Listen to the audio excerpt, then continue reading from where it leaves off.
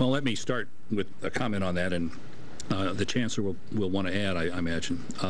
First of all, I think it is definitely feasible for us to have a competitive Division I football program. Second, those of you who were here in the 90s know that we had 6 years of no economic growth.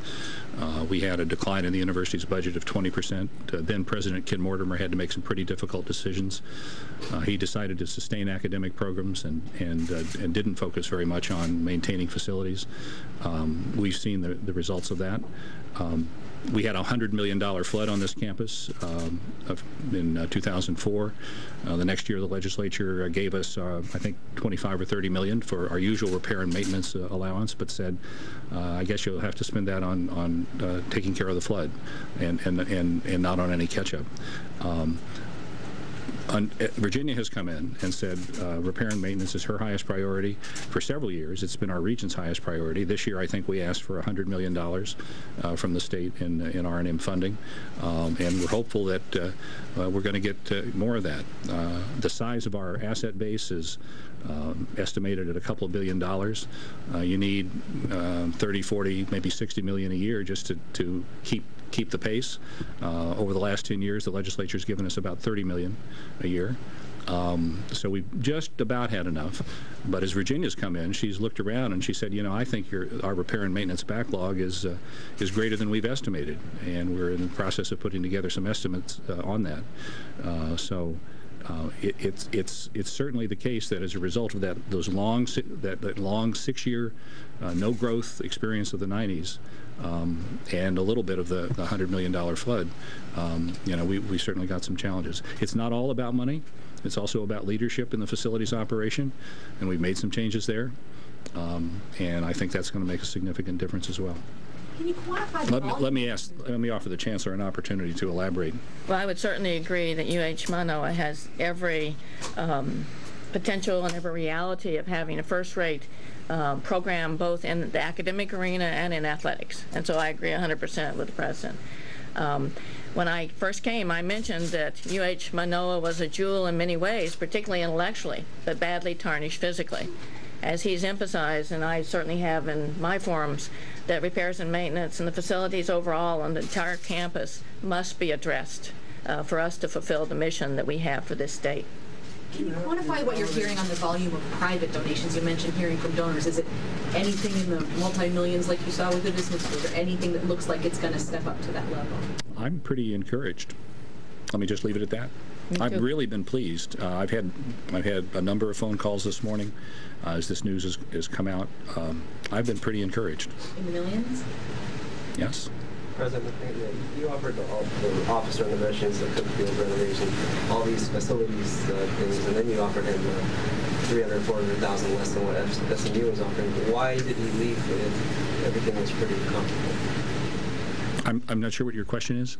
You promised him what he wanted, a salary that was comparable, and the facilities. Why? Well, I suggest you ask the coach that question directly because, of course, that's the best source.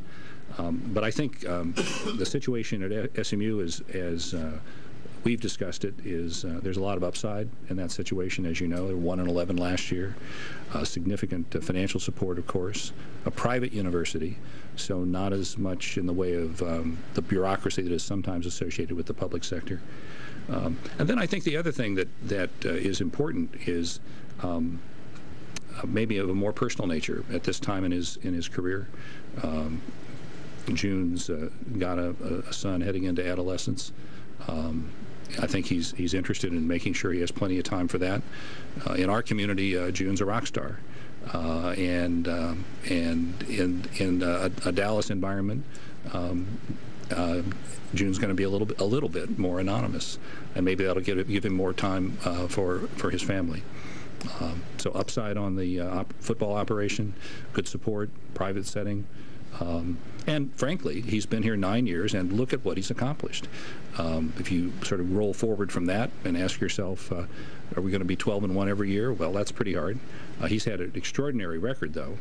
But I think, you know, those are some of the considerations that the coach took into his mind. He loves Hawaii extraordinarily. He's long talked about his plans to retire in Kona. So, you know, June's been with us for, what, since the early 70s? This is not the end of the connection between June Jones and Hawaii by any stretch. And he's a builder, and he enjoys building programs like he's done here. And so we have to wish him well in that regard as well. How do you reassure members of the university community that the athletic department will now suddenly not be placed in front of them when it comes to facility repair and new stuff? There are people out there who feel that, hey, you know, Right. we're as important, if not more important than football. And they are important. It's our job as the leaders of the university, and the chancellor's job as a leader of this campus to set priorities. Priorities which reflect our academic needs and the community's needs.